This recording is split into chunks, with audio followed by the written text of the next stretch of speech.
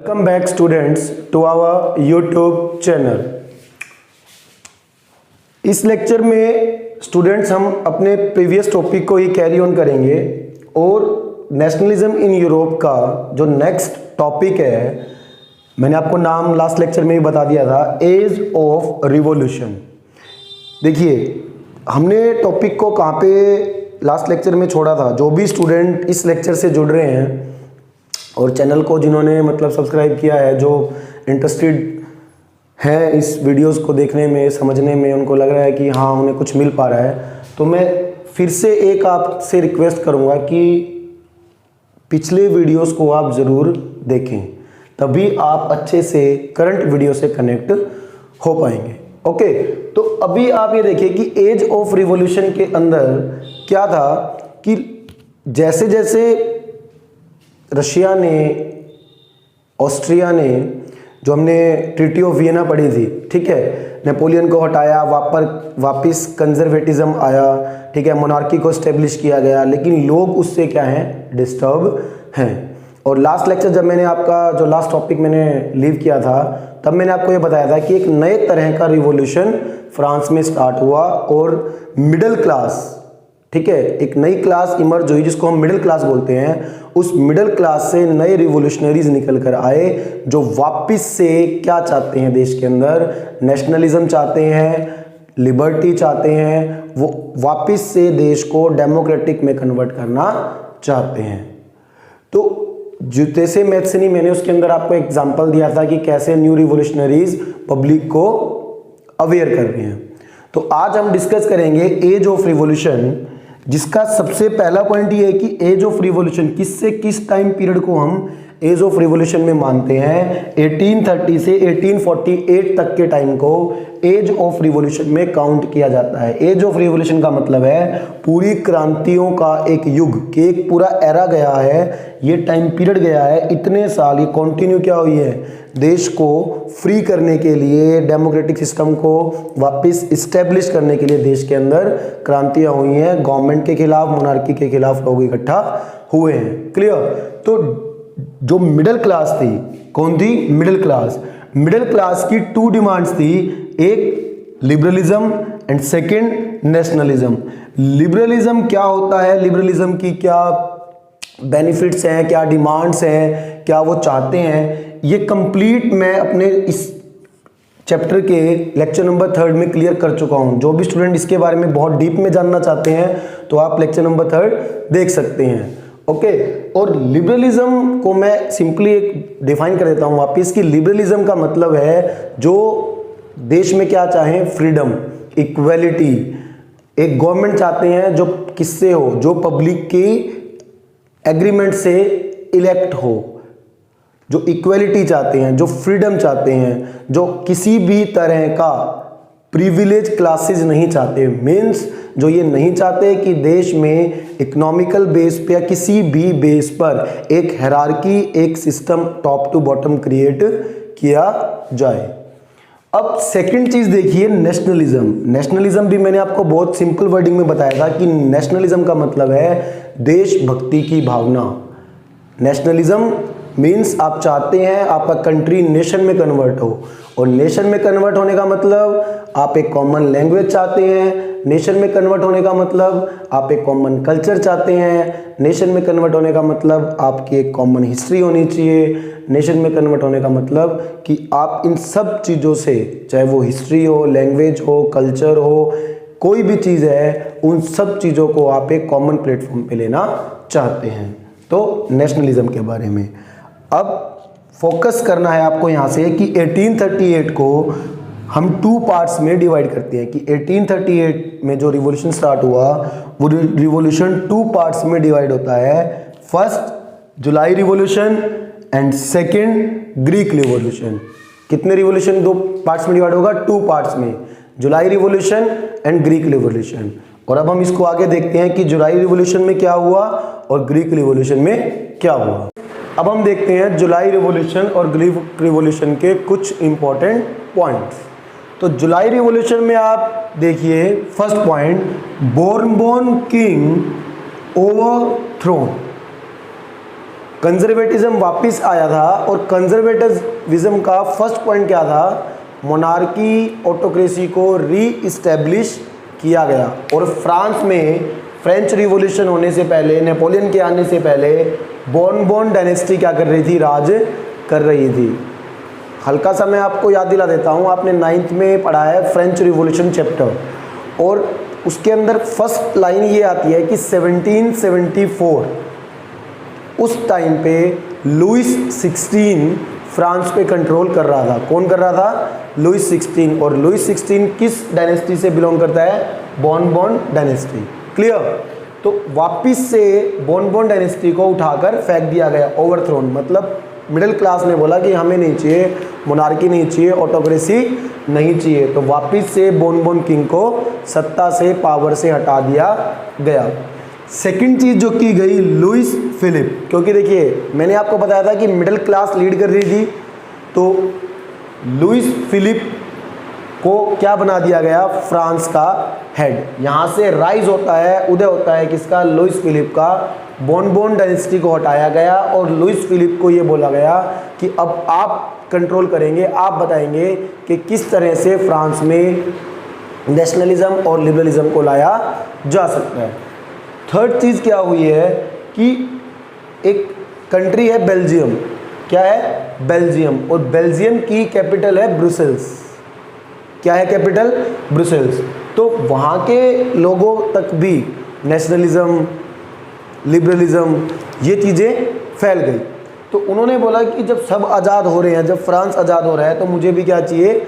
आज़ादी चाहिए। वहाँ पर भी मिडिल क्लास ने क्या किया? वही नेशनलिज्म, लिबरलिज्म, इन चीज़ों को बढ़ाया। और उस टाइम पे Belgium United Kingdom of Netherland किसके अंडर था? नीदरलैंड के अंडर था। वहाँ पे लोगों ने प्रोटेस्ट किया, रिवॉल्यूशन किया, और ब्रुसेल्स यानी कि बेल्जियम किससे? नीदरलैंड से आज़ाद हो गया। और इस तरह से आप देख रहे हैं कि धीरे धीरे रिवॉल्यूशन क्या हो रहा है? फ्रांस से बाहर निकल रहा है। इसी बीच क्या हुआ कि एक कंट्री आपका ग्रीक, तो ग्रीक में उस टाइम पे जैसे फ्रांस में बोर्बन डायनेस्टी थी, तो ग्रीक में किनका राज था? ओटोमन। किनका था? ओटोमन। तो ग्रीक वाले भाई रोने लग गए, है ना? ग्रीक वाले रोने लग गए कि जब सब आज़ाद हो रहे हैं तो हम क्यों मोनार्की को, ऑटोक्रेसी को झेलें? हमें भी क्या चाहिए? फ्रीडम चाहिए, इक्वलिटी चाहिए, हमें भी आज़ादी चाहिए। तो इन्होंने बोला कि हमें भी आज़ाद करो। और 1821 में इन्होंने भी क्या शुरू कर दिया? रिवॉल्यूशन स्टार्ट कर दिया। जैसे ही 1821 में इन्होंने रिवॉल्यूशन स्टार्ट किया, तो कोई भी अकेला जीत नहीं सकता, है ना? हमने वो स्टोरी सुनी है कि अकेली जो लकड़ी होती है वो टूट जाती है, बट अगर आप 4-5 को इकट्ठा लोगे तो वो ब्रेक नहीं होंगी, है ना? Power in unity. तो वही चीज़ है कि 1821 में इन ग्रीक रिवोल्यूशनरीज के साथ western European countries means France, ये सब कंट्रीज इनके साथ जुड़ गए। इन्होंने बोला कि हम आपकी क्या करेंगे? हेल्प करेंगे। दूसरा क्या हुआ कि उस टाइम जो पोएट और आर्टिस्ट वो भी जुड़े इनके साथ, और उन्होंने बोला कि हम भी क्या करेंगे? हेल्प करेंगे। अब आपके माइंड में आएगा कि ठीक है, वेस्टर्न कंट्रीज तो हेल्प कर सकती है वेपन के थ्रू, मनी के थ्रू, बट ये पोएट और आर्टिस्ट कैसे हेल्प करेंगे एक रिवॉल्यूशन में? तो क्या होता है कि जैसे एक ग्रुप है, ठीक है, पीपल का, और उसको पढ़ना नहीं आता, उसको कोई लैंग्वेज नहीं आती, उसको हिंदी नहीं आती, उसको इंग्लिश नहीं आती, उसको फ्रेंच नहीं आती, उसको जर्मन नहीं आती, बट उसको हम जोड़ेंगे कैसे रिवॉल्यूशन के साथ? तो क्या करेंगे कि आर्टिस्ट, जो आर्टिस्ट है, मानिए कि बहुत कोई एक अच्छा पेंटर है, वो एक वॉल पे पेंटिंग बनाता है और वो ये दिखाता है कि कैसे जो ऑटोमन एम्पायर है वो आपसे क्या कर रहा है, ग्रीक के लोगों से क्या कर रहा है? इनइक्वालिटी कर रहा है, ठीक है? वो पिक्चराइजेशन करके उसको दिखा देता है। तो जैसे ही लोग उस पिक्चर को देखते हैं 1 बार 2 बार 10 बार, तो उनके माइंड में वो चीज़ बैठ जाती है कि हाँ यार, हमारे साथ तो गलत हो रहा है, ठीक है? दूसरी चीज़, जो आर्टिस्ट है, मानिए कोई म्यूजिशियन है, तो कोई म्यूजिशियन है तो वो लिखता है किसके बारे में? वो अपना देश के बारे में एक अच्छा लिखता है, उसकी हिस्ट्री के बारे में लिखता है, कोई बहुत पैट्रियोटिक सॉन्ग लिख देता है, ठीक है। जैसे अगर मान लो कि यहाँ पे एक सॉन्ग चला दे वंदे मातरम, ठीक है, ऐसा मैं चला दूँ, या मैं राष्ट्रीय गान चला दूँ, ठीक है, या मैं एक सॉन्ग चला दिया कि मेरा रंग दे बसंती चोला, तो हम हमारे सबके अंदर क्या होगा, एक ब्लड तेज पंप करेगा और एक नेशनलिज्म की स्पिरिट आएगी कि हाँ यार मुझे तो देश के लिए कुछ करना है। तो सेम चीज़ पोएट ने अपनी कविताओं से, एक म्यूजिशियन ने अपने सॉन्ग से, एक आर्टिस्ट ने, चाहे वो पेंटर है, उसने अपने पेंटिंग से, आर्टिस्ट मान लो कोई डांसर है, कोई फोक डांसर है, फोक डांसर मतलब जो उस रीजन का कल्चर दिखाता है, तो उसने अपनी कला से, अपनी उस डांस परफॉर्मेंस से ये दिखाया कि नहीं, हमारा कल्चर, हमारी लैंग्वेज, हमारी हिस्ट्री, हमारा रिलीजन सब बेस्ट था और हमें इनकी मानने की ज़रूरत नहीं है। तो इस तरह से उन्होंने लोगों को क्या किया, अवेयर, क्लियर। तो इन सब का इफेक्ट क्या हुआ 1832 में, इस डेट को आप ध्यान रखेंगे 1832 में एक ट्रीटी साइन हुई, ट्रीटी ऑफ कॉन्स्टेंटिनोपल, ठीक है। ये ट्रीटी साइन हुई और इस ट्रीटी के रिजल्ट के रूप में ग्रीक फ्री हो गया, किससे, ओटोमन अंपायर से। इस तरह की एक ट्रीटी पहले भी साइन हुई थी, याद कीजिए 1815 में एक ट्रीटी साइन हुई है, ट्रीटी ऑफ वियना, और वहाँ पे क्या हुआ था, नेपोलियन का राज खत्म हुआ था और ब्रिटेन, ऑस्ट्रिया, इन कंट्रीज़ का राज शुरू हुआ था, क्लियर स्टूडेंट्स। अब हम आगे एक और चीज़ देखते हैं। जैसे मैंने अभी एक सेकंड पॉइंट आपको ग्रीक रिवॉल्यूशन में क्लियर किया था कि पोएट और आर्टिस्ट उन्होंने कैसे रिवॉल्यूशन में हेल्प किया। तो कैसे हेल्प किया था, उन्होंने अपने regional dance, regional songs, regional paintings, regional जो आपके बेसिक आइडियाज़ है, बेस रूट हैं आपकी कंट्री के, उनके बारे में लोगों को अवेयर किया। जैसे मैंने आपको एग्जांपल दिया था कि एक बहुत ही पैट्रियोटिक सॉन्ग, अभी मैं एक सॉन्ग चला दूं इंग्लिश में, ठीक है, और वही सॉन्ग मैं अगर चला दूं हिंदी में, तो हिंदी में आप ज़्यादा कंफर्टेबल होंगे। क्यों? क्योंकि हिंदी आपकी मदर टंग है। तो सेम चीज़ कि ग्रीक रिवॉल्यूशन हुआ, जर्मनी में रिवॉल्यूशन हुआ, इटली में रिवॉल्यूशन हुआ, फ्रांस में रिवॉल्यूशन हुआ, तो उनका बेसिक पॉइंट क्या था कि हमें हमारी लैंग्वेज चाहिए। फ्रांस लड़ रहा है फ्रेंच के लिए, जर्मनी लड़ रहा है जर्मन लैंग्वेज के लिए, कि हमें वापस हमारे देश में क्या चाहिए, जर्मन लैंग्वेज। तो जो पोएट हैं, जो आर्टिस्ट हैं, उन्होंने जिस तरह से एक रिवॉल्यूशन को सपोर्ट किया, ठीक है, तो उनके लिए एक पर्टिकुलर वर्ड जो यूज़ होता है, दैट इज़ रोमांटिज़म। रोमांटिज़म। अब ना यहाँ पे हम इंडियंस क्या हैं, लव स्टोरी मूवीज़ बहुत ज़्यादा देखते हैं, तो अभी मैंने यहाँ पे वर्ड लिख दिया कि रोमांटिज़म, है ना, रोमांस। कभी अभी सोच जाओ कि सर ना अपनी लव स्टोरी सुनाने वाले हैं, ऐसा कुछ नहीं है, लव स्टोरी है ही नहीं भाई, सुनाए कैसे, है ना, क्लियर। चलो लीव इट। तो रोमांटिज़म का मीनिंग क्या है, बहुत ही सिंपली मैं आपको डिफाइन कर रहा हूँ कि रोमांटिज़म मीन्स अ कल्चरल मूवमेंट, कि जो मिडिल क्लास से एक आर्टिस्ट, पोएट वो निकल के आए हैं, वो एक कल्चरल मूवमेंट स्टार्ट कर रहे हैं, और उस कल्चरल मूवमेंट को क्या बोलते हैं, रोमांटिज़म। अब कल्चर का मीनिंग क्या है, आपकी लैंग्वेज आपका कल्चर है, आपका फूड स्ट्रक्चर आपका कल्चर है, आपके देश के जो स्ट्रक्चर है, ठीक है। जैसे अगर मैं बात करूं कि हमारा पॉलिटिकल स्ट्रक्चर है पार्लियामेंट, तो ये हमारा कल्चर है। हमारी हिस्टोरिकल बिल्डिंग्स हमारा कल्चर है, हमारे रिलीजियस प्लेसेस हमारा कल्चर है। तो एक कल्चरल मूवमेंट स्टार्ट हुआ, उन लोगों को क्या किया गया, अपने कल्चर के प्रति वापस से जगाया गया। फ्रांस को जगाया गया कि नहीं, आप देखो कि फ्रेंच लैंग्वेज अच्छी है, फ्रेंच का जो ड्रेसिंग स्ट्रक्चर था वो अच्छा है, क्लियर। तो इन सब चीज़ों को वापस लाया गया। यहाँ पे एक फिलोसफर निकल के आते हैं, जर्मन फिलोसफर हैं, इनका नाम है जोहन गॉटफ्रायर।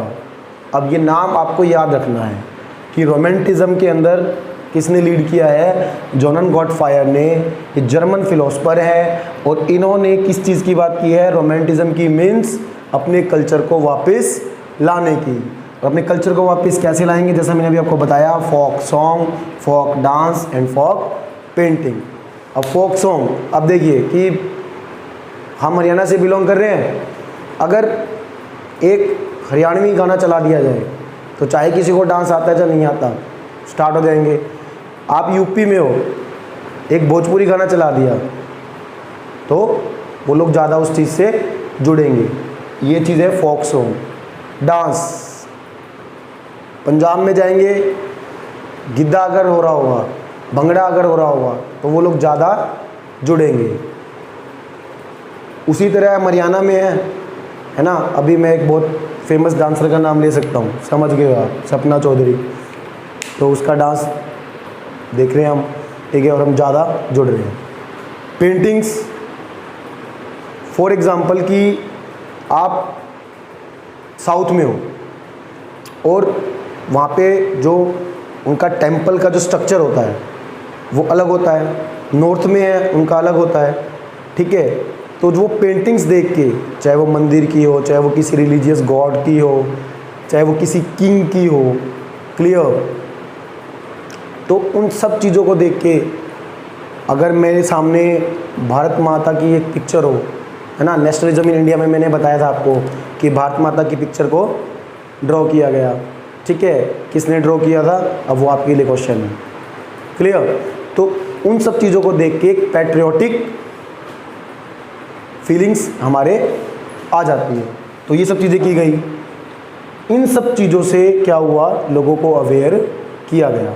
अब इसमें थोड़ा आगे जाने से पहले मैं एक हल्की सी एक बैक सैड स्टोरी आपको बता देता हूँ। हमने ट्रीटी ऑफ वियना में पढ़ा था कि रशिया को क्या मिला था, पोलैंड।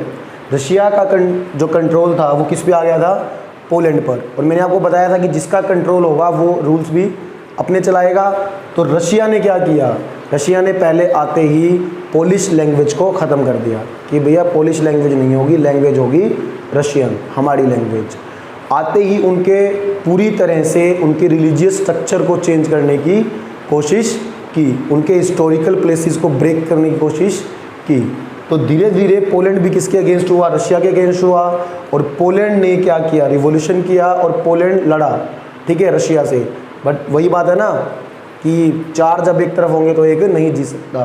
तो रशिया की हेल्प करने के लिए ऑस्ट्रिया वगैरह सब आ गए और पोलैंड 1831 में पोलैंड हार गया। पोलैंड, रशिया और पोलैंड का युद्ध हुआ और पोलैंड क्या हुआ,